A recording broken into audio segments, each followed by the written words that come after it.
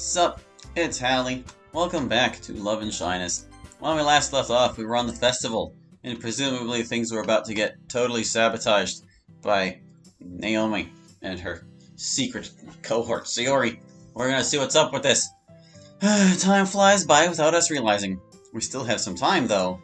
The girls and I are debating who should go first. Since we don't have much time, Monica decided to just leave it to chance. Sayori volunteered to go first, followed by Yuri, Natsuki, and Monica. Luckily, we all agreed. And to give myself a bit more prep time, I'll be the last to recite. Monica showed me the basics of giving a recital. As for the poems, Monica wanted to keep hers a secret. She said it was a surprise, so there's little I can do about it. While Yuri and Natsuki finish up the final touches to the room, Sayori went to the bathroom. Did she really have to go right now? Monica had told her if she needed to go, she should have done it earlier. But hey, I just hope she gets back in time. Meanwhile, Monica's busy checking her laptop. Honestly, I have no idea what she's doing, but, well, it's better not to pry. I'm waiting for my alarm to remind me to take my antidepressants. It should go off any moment now. And now that I remember, I left my backpack with my antidepressants in my classroom. I'd better hurry and get them ready. Excuse me, Monica. I forgot something in my backpack that I left in our classroom. I'll be right back, I swear. Alright, Hallie. Just hurry up, the recital's starting soon and we need you here. Yes, I'll be right back. Without wasting too much time, I start leaving the clubroom. Why is Sayori taking so long? 3:33 p.m. I finally arrived. I better hurry and take my antidepressants. Entering the classroom, I start looking for my desk with my backpack. I grab my backpack and open it to search for my antidepressants. Let's see. They took them, didn't they? What? I start rummaging through my backpack again. They're not here. How is that possible? I'm absolutely sure I packed them. I leave my backpack on my desk chair. I start to panic and grab my head. How could this happen? I remember Mom's words. She told me to make sure I had them. Maybe, just maybe, I left them at home. Mom's on her way. She must have realized and will bring them, right? Yes, that has to be it. I take my backpack off my seat and sit at my desk. She is my only hope. I feel my body start to shake and sweat as a tear rolls down my right cheek. I hug myself. Calm down. Everything's going to be alright. Everything's going to be alright. Everything's going to be alright. Everything's going to be alright. Everything's going to be alright. Everything's going to be alright. Everything's going to be alright. Everything's going to be alright. Sayori's perspective, 3:35 p.m. You did what? Why are you so worked up? I just said I took his little bottle. Well, that's not just any bottle! Those are... I realize what those pills are. I cover my mouth. It's Hallie. It can't be. Naomi, don't you think this is going too far? This is pretty serious. You have to give them back. Am I hearing you tell me what to do? I take a step back, intimidated by Naomi. No one. It's just... I know better than anyone what depression is. And I wouldn't wish it on anyone, not even my worst enemy. Naomi, I know our target is Monica. But that's why I feel like we shouldn't hurt someone else just to reach that goal. Do you even understand what depression is? Just think twice before doing something, Naomi. Please. It seems my words make Naomi reflect. Naomi is about to hand me the antidepressants, likely so I can return them with a smile on her face. It makes me happy that she reconsidered what she was planning to do.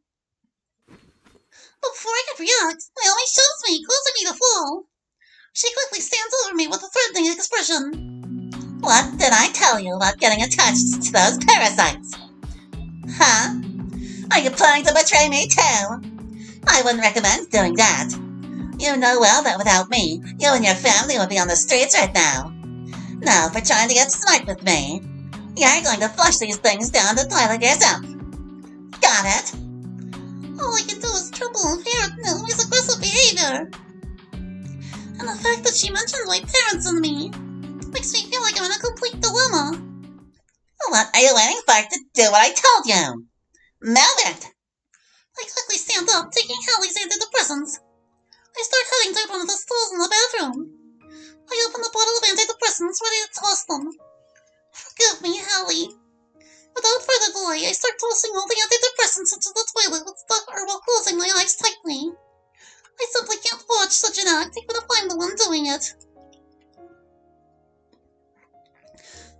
After a few seconds, all the antidepressants fall into the toilet, and Naomi just pulls the lever, making them all disappear.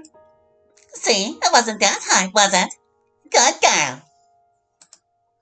Naomi made me do too many things for a long time that I sometimes regret. But this, I can only look at the floor feeling completely defeated. You must understand, Sayori, that sometimes you have to do wrong things for the right reasons. Although, I must admit, I feel a bit guilty about doing this. Really? Just kidding. Honestly, it wouldn't be as fun to watch Monica's whole recital crumble if one of her memories wasn't writhing like a dying cockroach. Naomi's words echo in my mind. I became her friend because I know what Monica did to her, and also because we have a lot in common. But I don't know what to think in a moment like this. Anyway, I'm gonna take care of my own club. All the clubs must have started by now, and I better hurry. Catch you later, Sam. Naomi leaves me alone in the bathroom, still holding the empty bottle in my hand. I let go of the bottle, revealing I managed to save one pill. I clench my fist with the pill in my hand. Maybe there's still a way to fix this. I'd better hurry. The girls in Hallie must be waiting for me. Well, I don't know how I'll be able to look Hallie in the eyes. I get up and brush off my uniform, getting ready to head to the club.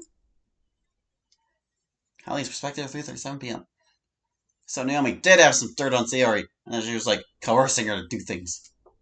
Boo. So are you just going to stay there doing nothing? No, not that voice again. Yes, me again. Did you really think a few antidepressants would make me disappear from your head? You're such an incompetent guy.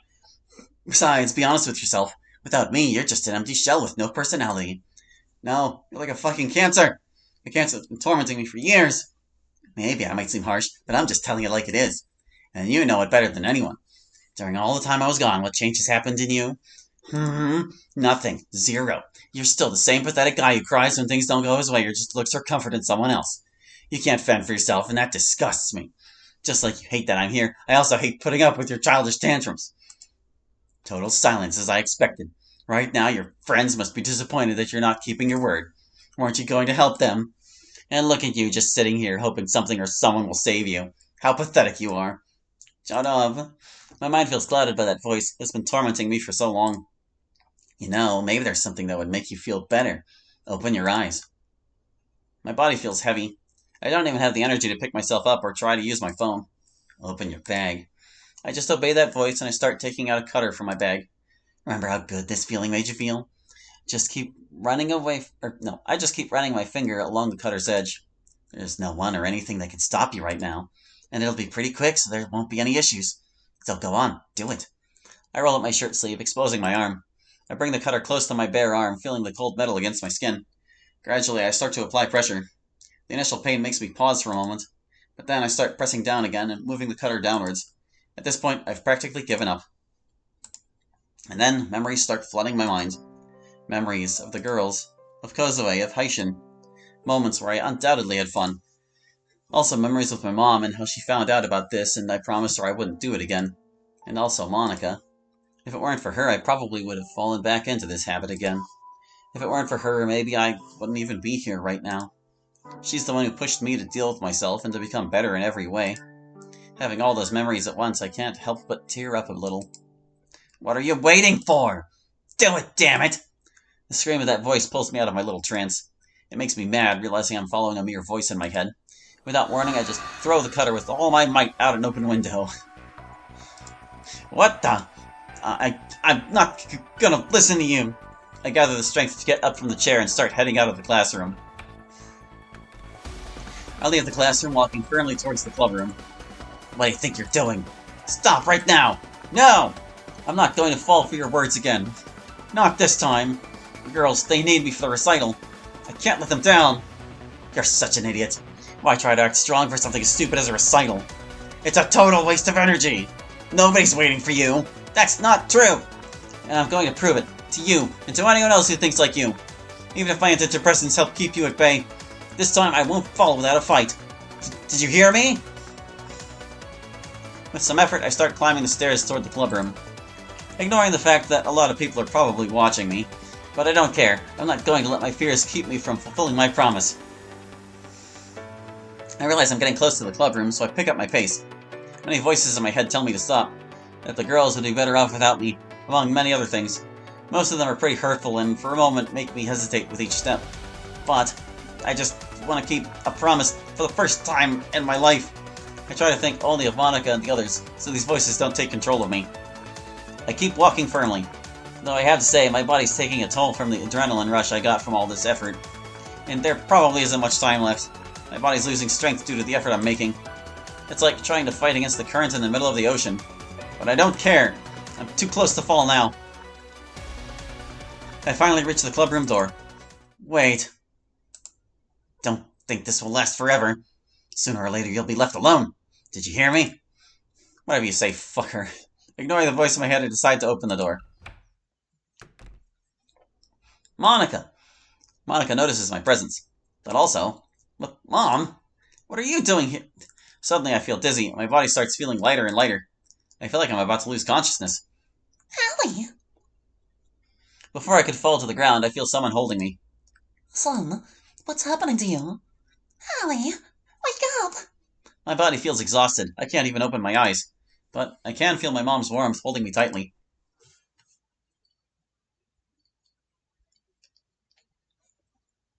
Well, after a few minutes, it seems I finally recover from some energy.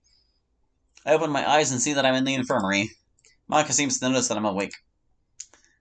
Mrs. Camillara, he's awake. Thank goodness. Mom? Monica? I'm startled by the realization of the situation. What happened?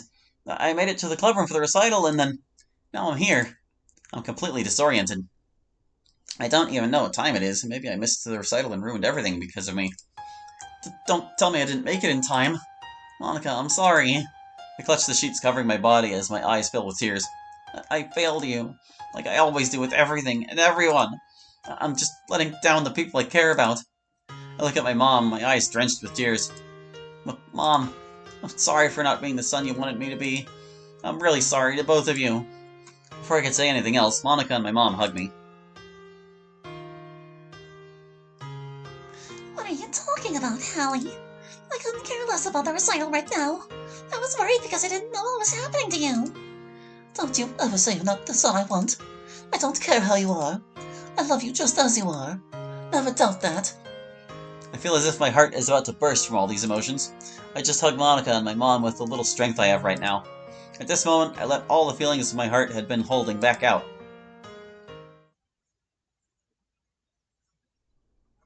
After a few brief minutes, the hug ends. Minutes.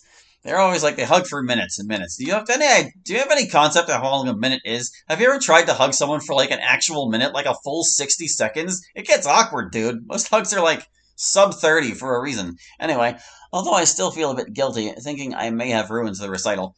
Again, sorry for ruining the recital, Monica. I know how important it was to you. You didn't ruin anything. Actually, it's not even time to start the recital. I see. But even if it was, it'd still be more important to me. At least you're okay now, thank God. Oh wait, or did Mom say that? No, Mom said that. Monica and Mom. Look, they're both MO names. It's like whatever. But what happened to me? According to the nurse, it looks like you had an adrenaline spike. They had to draw some blood to run tests and came to that conclusion. They ran the blood tests, and at the time that it wasn't even for the recital. Yeah, sure. Since they couldn't leave you here practically all day, the nurse opted for a quick test. So that's what it was. No wonder my arm feels a bit sore. Wait, if they had to draw my blood, and Monica was there, does that mean she saw my... How can she be so calm if that's the case? Excuse me, Miss Camillara. Would you mind leaving us alone for a moment? I need to talk about some things with Hallie. Mom looks at Monica, a bit confused. But finally, she seems to understand. All right, Monica.